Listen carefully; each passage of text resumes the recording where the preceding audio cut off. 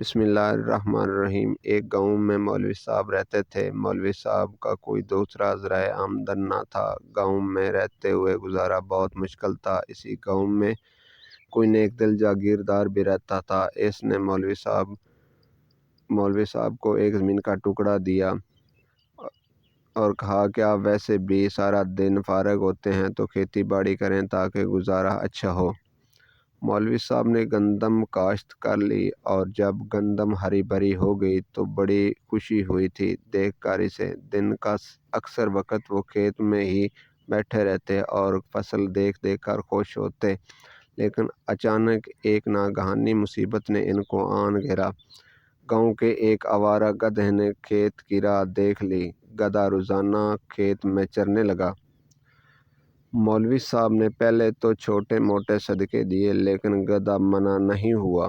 پھر اس نے مختلف صورتیں پڑھ پڑھ کر پھونکنا شروع کر دیا، لیکن گدھا پھر بھی ٹس سے مس نہیں ہوا۔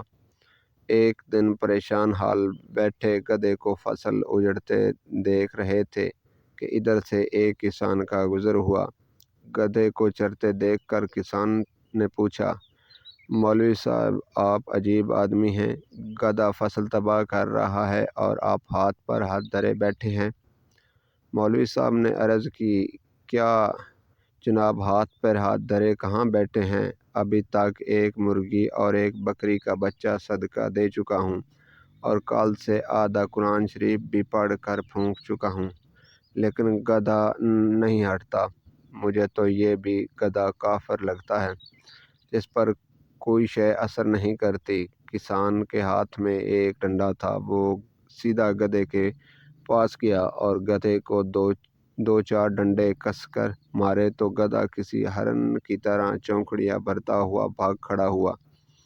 کسان نے کھیت سے باہر آ کر ڈنڈا مولوی صاحب کے حوالے کرتے ہوئے کہا، قبلہ مولوی صاحب، قرآن گدھوں کو بھگانے کے لیے نازل نہیں کیا گیا، گدھے بھگانے کے لیے اللہ تعالیٰ نے یہ ڈنڈا بھیجا ہے۔ ہم پاکستانی بھی عجیب ہجوم ہیں۔ ہمارے گدھے حکمران کروڑوں نہیں بلکہ اربوں لوٹتے چلے جاتے ہیں اور ہم صرف دعائیں اور صدقات و خیرات کے بلبوتے پر ان گدھوں سے چھٹکارا حاصل نہیں کرنا چاہتے۔